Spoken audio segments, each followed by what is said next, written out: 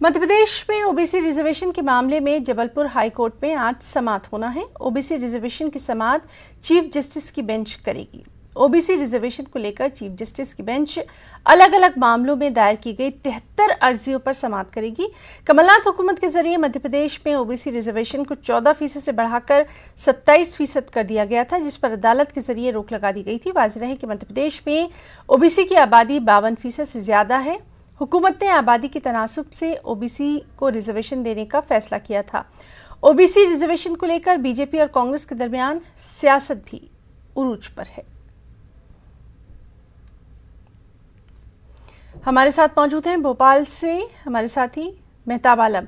मेहताब, आपसे जानना चाहेंगे, लगातार आसमानी बिजली का कहर भी जारी है और इस सब के बीच में जिस तरह से वहां पर रिजर्वेशन को लेकर, ओबीसी रिजर्वेशन को लेकर सियासत हो रही है, इसके बारे में भी जानना चाहेंगे। है ना, जो है चंबल और ग्वालियर डिवीजन में कल से आज तक 14 लोगों की आसमानी बिजली गिरने से मौत हुई है और 13 लोग जो है आसमानी बिजली से बुरी तरह से झुलस है, जिनका जो है ग्वालियर के अस्पताल में दर्ज और अलग अलग जगह पर जिला अस्पतालों में इलाज जारी है। एक तरह से अगर कहा जाए तो कल से आज तक जो है 48 घंटे में चंबल और ग्वालियर डिवीजन में जो है आसमानी कहर की वजह से इतनी बड़ी मौत हुई है और इंतजामिया की जानिब से कल से ही जो है लोगों को बार बार जो है समझाइश दी जा रही है कि जहाँ पर जो है टावर हो या पेड़ हो खेतों में जो है वहाँ पर मौजूद न रहे, बल्कि जो है उनसे दूरी बनाकर रखें। महकमा मौसमियात की तरफ से अलर्ट जारी किया गया है, लेकिन सवाल यही कि हादसा होने के बाद ये तमाम जो है अलर्ट जारी किए जाते हैं। जब मौत होने से पहले अगर जारी किया जाए तो बहुत सारी जानों को बचाया भी जा सकता है। वहीं पे जहाँ पर आपने रिजर्वेशन के हवाले से सवाल किया है, तो जबलपुर हाई कोर्ट में आज जो है बड़ी समाअत होगी, क्योंकि गुज़िश्ता 2 सालों से इस पर सियासत जारी है।